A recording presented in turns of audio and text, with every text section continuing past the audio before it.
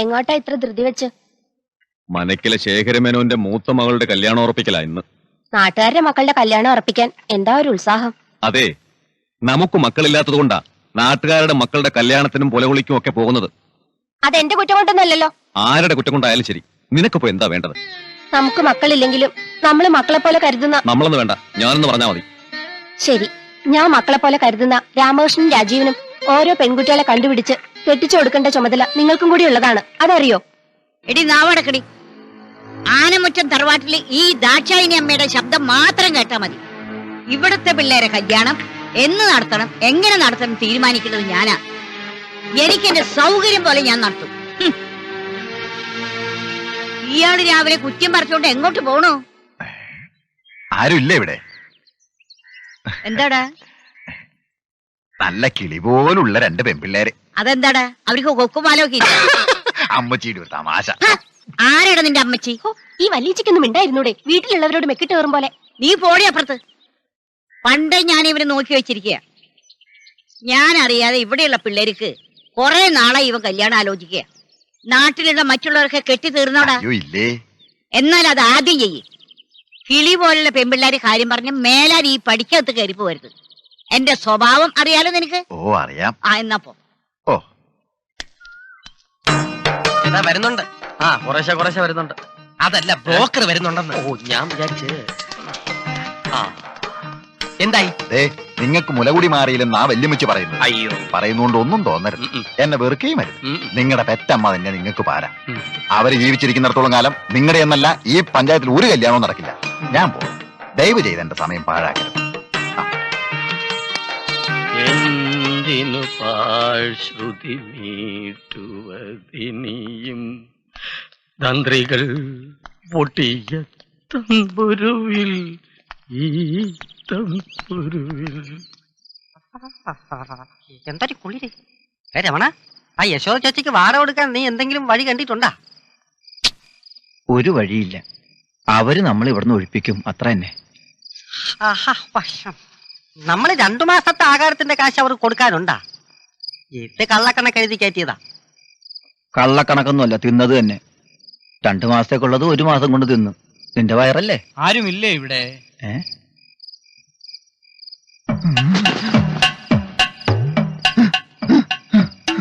തട്ടപ്പാരയ്ക്ക് ഇറക്കി വിടാൻ യശോദ ചേച്ചി വന്നതായിരിക്കും. നമ്മൾ ഉറങ്ങിയെന്ന് വിളിച്ചു പറ. ഉറങ്ങിയവരെങ്ങനെയാടാ വിളിച്ചു പറയുന്നേ? എനിക്ക് പുറവശത്തൂടെ ഇറങ്ങി ഓടാ. അതൊന്നും ശരിയാവൂല. ഒരു കാര്യം ചെയ്യാം, യശോദ ചേച്ചിയുടെ കാല് വീണ് കരഞ്ഞു പറഞ്ഞു നോക്കാം.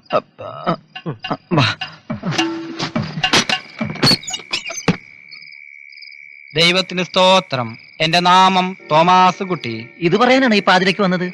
കർത്താവിന്റെ കൃപ കൊണ്ട് നിങ്ങളുടെ പശു തിരിച്ചെത്തിയിരിക്കുന്നു. എന്റെ അമ്മോ എവിടെ? ഇതാ നിൽക്കുന്നു, സന്തോഷിപ്പിൻ. ഇന്ന് നിങ്ങൾ ഈ മിണ്ടാപ്രാണിയെ തെളിച്ചു കൊണ്ടുപോകുന്നത് ഞാൻ കണ്ടു. സായാഹ്നത്തിൽ ഞാൻ ഭവനത്തിലെത്തിയപ്പോൾ എന്റെ മുറ്റത്ത് വീണ്ടും ഇതിനെ കാണാനിടയായി. പരമകാരുണികനിൽ വിശ്വസിക്കുന്നത് കൊണ്ടാവാം ഇതിനെ നിങ്ങൾക്ക് തിരിച്ചു കിട്ടിയത്. സഹോദരന്മാരുടെ നാമം? ഇത് രമണ സഹോദരൻ. ഇത് മദന സഹോദരൻ. Very good. ഇനിയെങ്കിലും ഇതിനെ നഷ്ടപ്പെടാതെ സൂക്ഷിപ്പിൻ. ലോകരക്ഷകൻ യേശു നിങ്ങളെ കാത്തുകൊള്ളട്ടെ. ഞാൻ ഇറങ്ങുന്നു. സഹോദര, ഒന്ന് നിന്നേ. എന്ത്?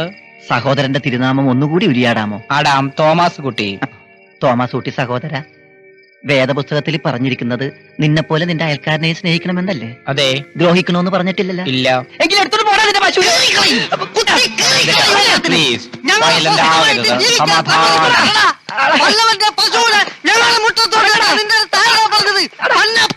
അല്ല, ഉപദേശി. നിയന്ത്രിച്ചില്ലേ? വാ. എനിക്കൊരു അടിയുടെ കുറവുണ്ടായിരുന്നു. ഇപ്പോഴെന്തു സുഖം.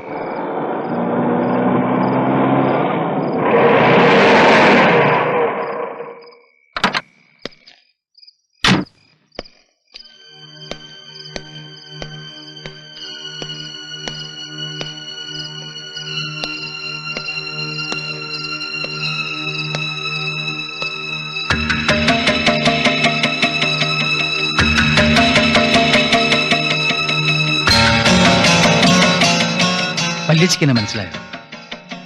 ഇല്ല. ഞാൻ വല്യച്ഛയുടെ അനിയൻ ശങ്കരനാണ്. ഈ തറവാട്ടിലെ ശിവശങ്കര മേനോൻ. എനിക്കിങ്ങനെ ഒരു അനിയനും ഇല്ല, ആനമുറ്റത്ത് ഇങ്ങനെ ഒരു ശിവശങ്കര മേനോനും ഇല്ല. ഉണ്ടായിരുന്നു, 22 വർഷം മുമ്പ് ഈ പറഞ്ഞ ആള് മരിച്ചു മനുഷ്യവായിക പിന്നെ ഈ നിക്കണത് ബാലരാമൻ നായരോട് ചോദിച്ചില്ല. അകത്താനും പോയിരിക്കും. ദേവി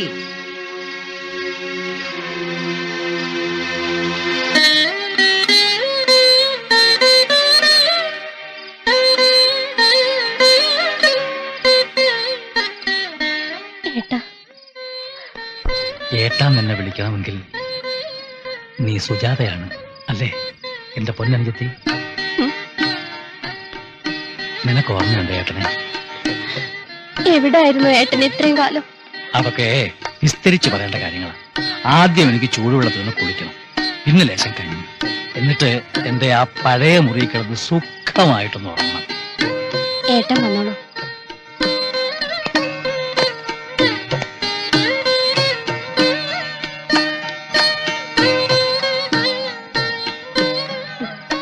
രാമകൃഷ്ണനുണ്ണിയും രാജീവനുണ്ണി.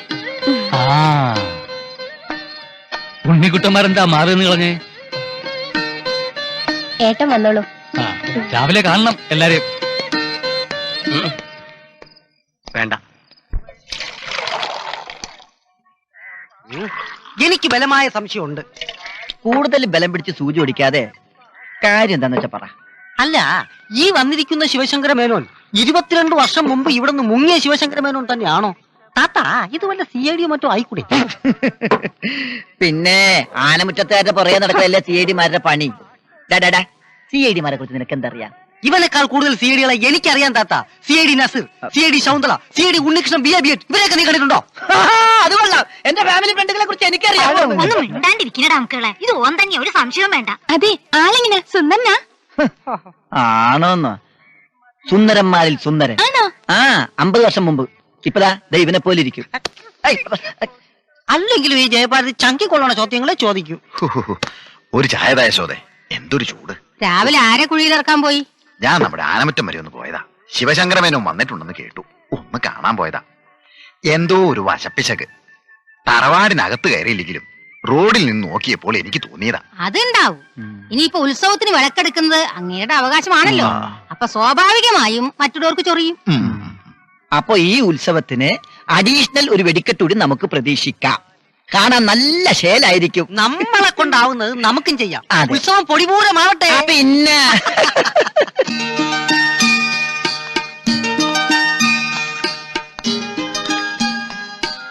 ഞാൻ എപ്പോഴും പറയുമായിരുന്നു ഏട്ടൻ എന്നേലും ഒരു ദിവസം തിരിച്ചു വരാന്ന്. എന്തോ എനിക്ക് അങ്ങനെ ഒരു വിശ്വാസം ഉണ്ടായിരുന്നു. ഞാൻ ചത്തുപോയി എന്നാവും എല്ലാവരുടെയും വിചാരം അല്ലേ? അയ്യോ, അങ്ങനെയൊന്നുമല്ല. ആണ്. 10-22 കൊല്ലമായി നാട് വിട്ടുപോയ ഒരുത്തൻ ഇത്രയും കാലമായിട്ടും തിരിച്ചു വരാത്തപ്പോ എല്ലാരും അങ്ങനെ തന്നെ കരുതുക. പക്ഷേ ഏതെങ്കിലും ഒരു ദിവസം തിരിച്ചു വരണമെന്ന് ഞാൻ അന്നേ വിചാരിച്ചതാ. എന്തായാലും ഇനി ഏട്ടൻ തിരിച്ചു പോണ്ട. അവിടെയുള്ളവരെയൊക്കെ ഇങ്ങോട്ട് വരുത്തിയാ മതി. ആ, അവിടെ ആരൊക്കെയാ ഉള്ളതെന്ന് പറഞ്ഞില്ലല്ലോ. ഏട്ടത്തിയമ്മ, പിന്നെ മക്കള്. അതൊന്നും ഞാൻ പറയില്ല. ഞാനിപ്പോ വന്നതുപോലെ അവര് ഒരു ദിവസം വരും. അതുവരെ അക്കാര്യമൊക്കെ സസ്പെൻസ് ആയിരിക്കട്ടെ. അപ്പോ ഇത്തവണ ഉത്സവത്തിന് ഉണ്ടാവും, തീർച്ചയായിട്ടും ഉണ്ടാവും. ഇത്തവണ വിളക്കെടുക്കേണ്ടത് ഞാൻ തന്നെയല്ലേ? എടുക്കെടുക്കും. അതിനിച്ചിരി പുളിക്കും. ആനമുറ്റം തറവാട്ടിന്റെ വിളക്ക് ആരെടുക്കണമെന്ന് ഈ ദാച്ചായനി അമ്മയാണ് തീരുമാനിക്കുന്നത്. അല്ലാതെ വല്ലയിടത്തുനിന്ന് വലിഞ്ഞു കയറി വന്ന കണ്ട തെണ്ടികളല്ല അത് തീരുമാനിക്കാൻ. അതിന് വെച്ച വെള്ളം അങ്ങ് വാങ്ങി വെച്ചാ മതി. എന്നോടാവും വല്യച്ചി വിളിച്ചു കൂവിയത്. ശരി, സമ്മതിച്ചിരിക്കുന്നു. അതിന് വെച്ച വെള്ളം ഞാൻ വാങ്ങി വെച്ചിരിക്കുന്നു. ആറുമ്പോ ചേച്ചി ആ വെള്ളത്തെ നന്നായിട്ടൊന്ന് കുളിക്ക്. ഉത്സവത്തിന് ഞാൻ വിളക്കെടുക്കാൻ വരുമ്പോ തലയൊക്കെ ഒന്ന് തണുക്കട്ടെ. ഞാൻ വിളക്കെടുക്കാൻ വരും. ഒറ്റയ്ക്കല്ല, എല്ലാവരും കൂടെ ഉണ്ടാവും.